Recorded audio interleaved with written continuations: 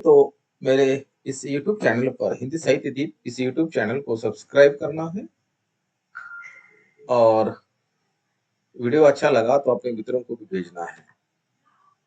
करत करत अभ्यास जड़मति सुजान होई। मुझे आशा है कि आपकी जड़ जो है अच्छी होगी। आप एक सूत्रता में एक लगन से पढ़ाई की ओर अधिक महत्व देंगे। मैं आपकी ओर से अपेक्षा रख सकता हूं कि आप इसी पढ़ाई को आगे बढ़ाने के लिए इस चैनल को सब्सक्राइब जरूर करोगे। इसके पहले हमने 80 से 90 तक के जो है नेट एग्जाम 2024 जो शिफ्ट 2 के अंतर्गत ऑनलाइन हो चुकी थी उसके बारे में हमने देखा है। अब इसके आगे के प्रश्न जो है हम देख रहे हैं। आप नए होंगे तो सेट नेट तथा एमपीएससी एग्जाम 2025-26 विषय हिंदी के बारे में आपको बहुत सारी जानकारी मिल जाएगी। आपके मन में कोई डाउट हो तो इस नंबर पर कॉल कर सकते हैं। चलो देखते हैं। स्कंदगुप्त के अमुख अमुख के अनुसार निम्न में से कौन सा कथन असत्य है? कौन सा कथन असत्य है? याद रखिएगा, सत्य नहीं असत्य है। अमुक के अनुसार ऑप्शन क्रमांक सी महाराजा चंद्रगुप्त के समय में सिंह के राजा मेघवर्ण ने उपहार भेजकर बोध गया में विहार बनाने की प्रार्थना की।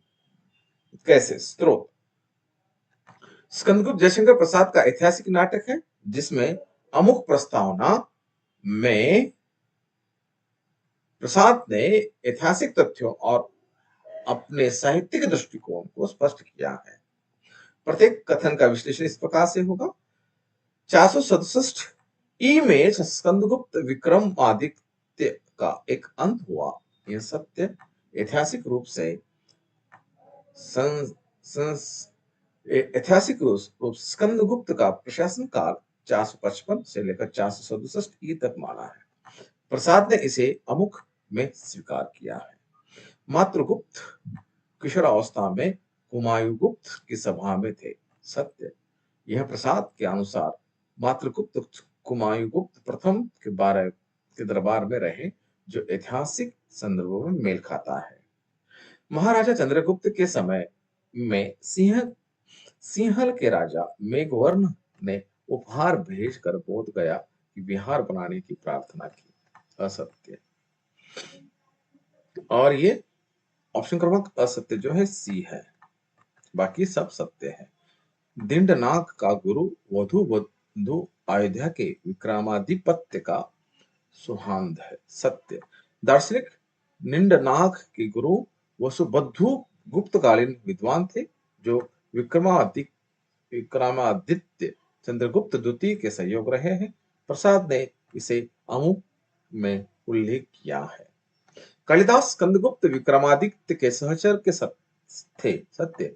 अमुक के अनुसार प्रसाद के अनुसार कालिदास में स्कंदगुप्त का समकालीन माना है। हालांकि ऐतिहासिक रूप से कालिदास चंद्रगुप्त और द्वितीय विक्रमादित्य के दरबारी थे, परंतु प्रसाद ने अपनी साहित्यिक स्वतंत्रता से इसे नाटक में समाहित किया है।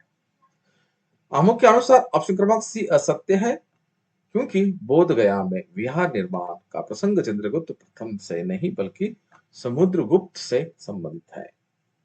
निम्नलिखित में से कौन सा कथन असत्य है? सत्य और असत्य, बी और ई असत्य है, बाकी सब सत्य है। याद रखिएगा, बी और ई असत्य है, बाकी सब सत्य है।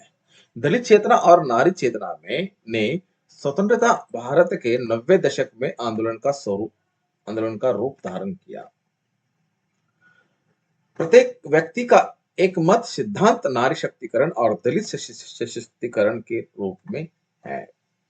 स्वाधीन भारत में शिक्षा के प्रसार ने नारी को आंदोलन बनाने में अपनी उल्लेखनीय भूमिका अदा की। कैसे? स्पष्टीकरण। दलित चेतना और नारी चेतना ने स्वतंत्र भारत के 90 दशक में आंदोलन का रूप धारण किया। यह सत्य है। 1990 तक का दशक में दलित नारीवादी आंदोलन में उभर का काल रहा। इन आंदोलनों ने साहित्यिक सामाजिक प्रतिरोध को मजबूत किया। यह असत्य है। प्रत्येक व्यक्ति का एक मत सिद्धांत नारी शक्ति और सशक्तिकरण के रूप में है। सत्य लोकतांत्रिक मूल्यों, विशेष रूप से सार्वभौमिक मताधिकार ने दलितों और महिलाओं को राजनीतिक सामाजिक अभियान चलाने का आधार दिया। यह सिद्धांत सामान्यतः न्याय की मांग को बल देता है। आगे देखो, स्वाधीनता भारत में शिक्षा और प्रचार प्रसार में नारी चेतना को आंदोलन बनाने में उल्लेखनीय भूमिका अदा की। सत्य है, शिक्षा ने महिलाओं को एक तो जागरूकता, आर्थिक स्वावलंबन, संगठनात्मक क्षमता प्रदान की, जिससे नारीवादी आंदोलन एक मजबूत हुआ। यह असत्य है। तुम जीवन से तटस्थ हो सकते हो, परंतु मैं तो अब तटस्थ नहीं हो सकती। उपरोक्त पंक्तियां आषाढ़ का एक दिन के कौन से अंक से ली गई है? बहुत गहराई से पूछे गए प्रश्न है। अब इन गहराइयों से पूछे गए प्रश्नों को हमें नए नए अंदाज से समझना है, स्पष्टीकरण समझना है। तीसरे अंक से यह वाक्य लिया गया है। नाटक का परिचय। आषाढ़ का एक दिन मोहन राकेश 1925-1972 तक तिरांकी नाटक है। यह कालिदास और प्रियंदा के जीवन के एक दिन की इर्द गिर्द घूमता है। इसे हिंदी का पहला आधुनिक नाटक माना जाता है। कालिदास के आंतरिक द्वंद्व, सृजनात्मकता और प्रियंदा के अकेलेपन को दर्शाता है। पंक्ति, तुम जीवन से तटस्थ हो सकते, परंतु मैं तो अब तटस्थ नहीं हो सकती। यह पंक्ति प्रियंदा द्वारा कालिदास से कही गई है। यह नाटक के तीसरे अंक में आती है। स्थिति, कालिदास अपनी साहित्यिक प्रसिद्धि और दरबारी जीवन से विरक्त होकर प्रियंदा के पास लौटते हैं, लेकिन प्रियंदा उससे कहती है कि अब वह जीवन से तटस्थ नहीं रह सकती, क्योंकि उन्हें प्रतीक्षा, त्याग और संघर्ष का दंश झेला है। मर्म, यह पंक्ति नारी की भावात्मक, प्रतीकात्मक और पुरुष के तटस्थ के बीच के अंतर को दर्शाती है। अन्य अंक। पहला अंक कालिदास के ज्ञातवास और प्रियंदा की मुलाकात का दृश्य। दूसरा अंक कालिदास का उज्जैन जाना और प्रियंदा का अकेलापन। तीसरा अंक कालिदास का लौटना और दोनों के बीच अंतिम संवाद। यह पंक्ति दर्शाती है। आषाढ़ का एक दिन के तीसरे अंक से ली गई है यह पंक्ति, जो प्रियंदा के आत्मबोध और कालिदास के प्रति उसकी निराशा को व्यक्त करती है। और बहुत जल्दी हो तो बिल करके काम चला लीजिए। जब तक कागज के घोड़े दौड़ते हैं, रुपए की क्या कमी। परीक्षा गुरु उपन्यास के अंतर्गत यह कथन किसका है? लाला ब्रजकिशोर का है। ऑप्शन क्रमांक बी। उपन्यास का परिचय। परीक्षा गुरु लाला श्रीनाथ दास का 1851-1887 द्वारा लिखित यह पहला मौलिक उपन्यास है, जो 1882 में प्रकाशित हुआ है। यह उपन्यास 19वीं शती भारतीय समाज के भ्रष्टाचार, ढोंग और नैतिक पतन पर व्यंग्यात्मक प्रहार करता है। कथन का संदर्भ, और बहुत जल्दी हो तो बिल करके काम चला लीजिए। जब तक कागज के घोड़े दौड़ते हैं, रुपए की क्या कमी है। यह कथन लाला ब्रजकिशोर लाल उपन्यास का एक भ्रष्ट और चालाक पात्र द्वारा कहा गया है। अर्थ, अगर जल्दी पैसे की जरूरत हो तो नकली बिल बनाकर काम चला लो। जब तक कागजी कार्रवाई कागज के घोड़े चलती रहती है, वैसे रुपया की कमी नहीं होती है। मर्म, सरकारी तंत्र के भ्रष्टाचार, रिश्वतखोरी और कागजी हेराफेरी पर तीखा व्यंग है। पात्र विश्लेषण। लाला मोहनदास उपन्यासकार, नायक, ईमानदार, आदर्श। लाला ब्रजकिशोर धूर्त और भ्रष्ट व्यक्ति जो हमेशा गलत तरीके से पैसे कमाने का सलाह देता है। मास्टर शंभू दयाल एक शिक्षक का चरित्र। मुंशी चुन्नीलाल एक लिपिक काया कर्मचारी। इसका साहित्यिक महत्व क्या है? उपन्यास ने हिंदी गद्य साहित्य में यथार्थवादी परंपरा की शुरुआत की। लेखक ने समाज की कुरीतियों को बेबाकी से उजागर किया। लाला ब्रजकिशोर लाल का चरित्र भ्रष्ट बहु संस्कृति का प्रतीक है। देखो, बात छोटी सी है, उत्तर बहुत छोटा है। किसने कहा है ये पंक्ति? लेकिन मैंने इसके विश्लेषण में, उत्तर के विश्लेषण में मूल परीक्षा गुरु उपन्यास के संदर्भ में जो प्रसंग आए हैं, उस प्रसंग को भी बताया, उसका अर्थ भी बताया, उसका मर्म भी बताया तथा बाकी भी पात्र मैंने आपके सामने रखे हैं।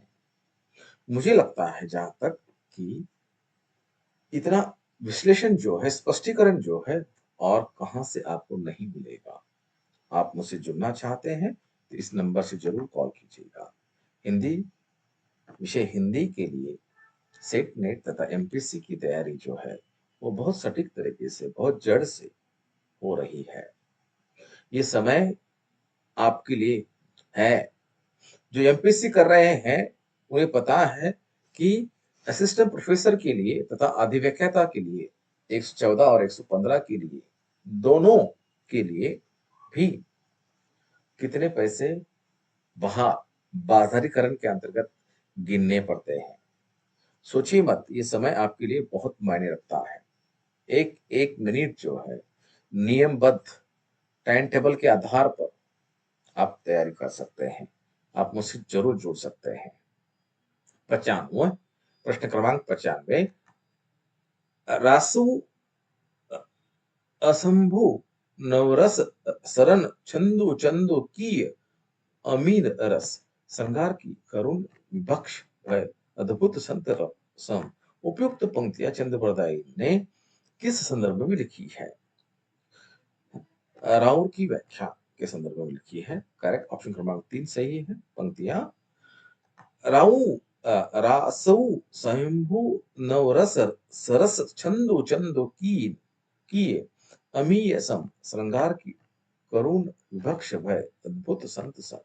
अनुवाद, रासु काव्य अवेश अथा इसमें नवरस सरस छंद चंद्रमा के समान, अमृत के समान है। श्रृंगार वीर करुण विषय भय अद्भुत रसों को संत ज्ञानी सामान्य रूप से मानते हैं। यह पंक्ति रासु काव्य की विशेषताओं का वर्णन करती है। चंद्रवरदायी ने पृथ्वीराज रासो में रासु काव्य की प्रकृति को समझाते हुए इन पंक्तियों की रचना की है। रासो काव्य का परिचय। रासो काव्य मध्यकालीन हिंदी साहित्य की वीर गाथात्मक काव्य शैली है, जिसमें युद्ध, शौर्य और प्रेम के प्रसंगों को छंदबद्ध किया के रूप में प्रस्तुत किया है। चंद्रवरदायी पृथ्वीराज रासो के दरबारी कवि थे। उन्होंने पृथ्वीराज रासो की रचना की। इस ग्रंथ में वीर रस प्रधान सामान्य, साथ ही अन्य रसों का भी समावेश इसमें दिखाई देता है। संदर्भ की पहचान। रासो काव्य की व्याख्या करते हैं। चंद्रवरदायी बताते हैं कि नवरस है जो सरस सरयुक्त छंद चंद्रमा के समान, मधुर और अमृत के समान है। फिर भी कुछ